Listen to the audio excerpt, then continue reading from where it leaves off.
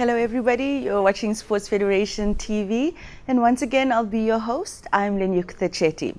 Tonight we've got a great show lined up with equestrian, table tennis and even highlights from the Cape Town Sports Council Awards held earlier this week. Later on in the show, you're going to get another opportunity to win a case of assorted Bashers drinks, so stay tuned for that announcement and have your cell phones ready. First up, Naomi Muller from Equestrian is joining us. Welcome, Naomi. Thank you. It's lovely to be here. And welcome to Sports Federation TV. To start off, please tell us about your sport. What exactly is endurance equestrian racing? Okay, endurance riding or endurance racing is a sport over a particular distance. It's a marathon with one particular horse, and you do it in loops of sometimes 30 to 40 or between 25 and 35 kilometers per loop, and then it's done in 80 is normally done in about 3 loops, and then you get longer distances, which is 120, and then the ultimate distance is the 160 kilometer race. So it's a race over a long distance, and how is it judged? Well, the first horse to cross the line at the end of the race is the winner. However, the more the better, I would say the goal to go for is actually to get the best condition award, which is not necessarily given to the first horse, but it's given to the horse that has got the best pulse throughout the race, and has normally it's a horse that's chosen from the top 5, but it's normally a horse that has got the best points over the duration of the ride. And fitness of the horse is obviously taken Absolutely. into... Fitness of the horse is crucial, but even more crucial is the competency of the rider, and the fact that you need to look after your horse over the distance. Absolutely. So Naomi, you are a very accomplished rider. Tell us about your history in the sport. Well, I only started taking part in endurance, I would say about 16, 17 years ago. I've always been a horse lover, but I was never exposed to endurance. And I had a friend who actually introduced me to it, and she advised me to go into endurance because of my personality and my love for horses. But I actually started, I was like a sponge. I was just so keen to find out. It suited me so well. I was never really somebody that was interested in dressage or jumping. I'm way too scared to jump. But it's just, it's out in the veld, and it's over 160 kilometers, and it's a challenge because you build your horse up. It's exactly like training for an athlete, for a marathon athlete. You start with shorter distances. Your horse have to qualify in shorter distances before it gets to a certain level, before it's allowed to continue to next levels. And it's, you can't just get on and ride. You need to plan your race, because the horse doesn't know the distance, but you do. So you need to pace your horse all the time during I particularly like the 160s. So it's really, we start 2 or 3 o'clock in the morning, and you have to pace the horse accordingly, so that at the end of the race, at the finish of the last loop, the winner, the person who crosses the line first, is not necessarily the winner, because there's still a vet gate to be passed afterwards. Okay, so for a race like as long as 160 kilometers, how many hours are we looking at, or days even? Yeah, well, no.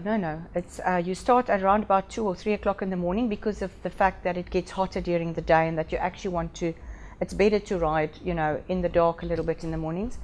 But it takes average between 8 and could take 12, it could take 15 hours depending on the track. You do it in loops of 30 or 35 kilometers, and then in between each loop you have to pass a very strict vet check. So we have, in particular with this ride that we're having in Bredasdorp on the 29th and 30th of September, it's an FEI 3-star ride. The 3-star means that it's the 160s are 3-star, the 120s is a 2-star event, and an 80-kilometer ride is a 1-star. So we're presenting the 3-star, which has all the other distances included. And yeah, like I said, it's done in loops, for instance 6 loops, and in between each loop you have a specific time period. You have to present your horse to the vet.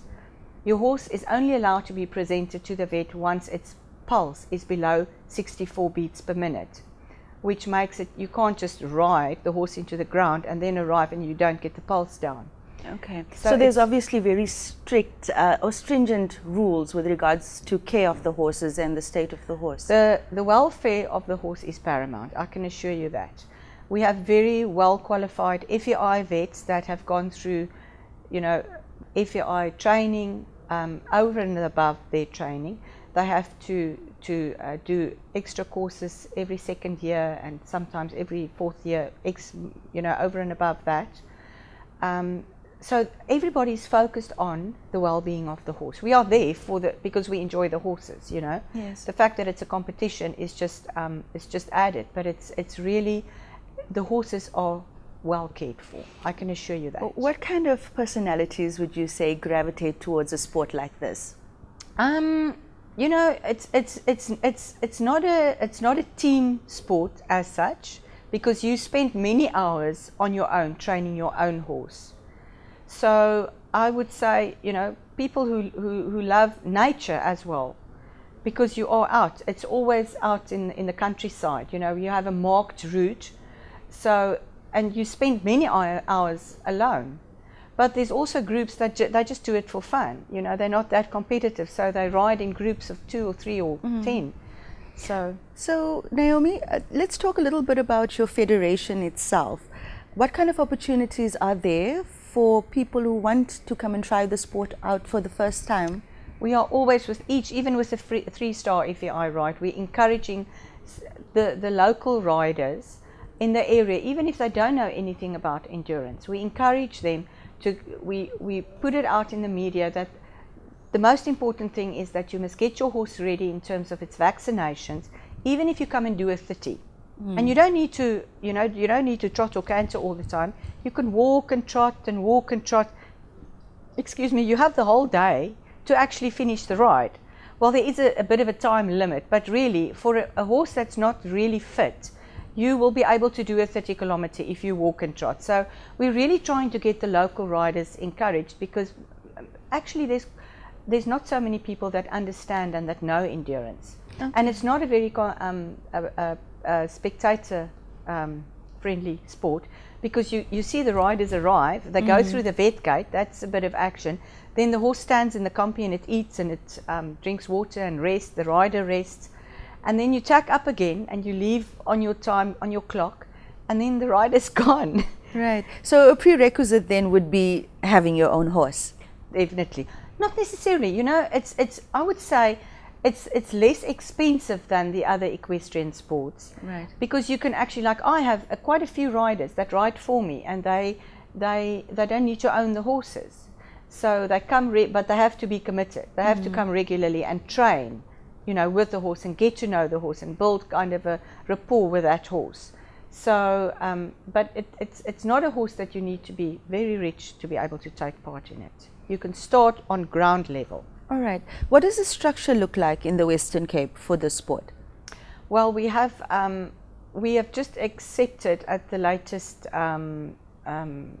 meeting, our general meeting, we've accepted the SAEF's and new constitution. So we have clubs. I think I'm not sure exactly how many clubs we have in the Western Cape, but we have a club for each region, and then we have each club has a president, and then we have a president for the whole province, and then we actually work. Each province has their own president, and then we have our Endurance Riding Association. It's called ERASA, and they have their management structure. So, and it's going very well at the moment. Okay, excellent. Now you mentioned the FEI earlier, and that is the highest controlling authority for this sport.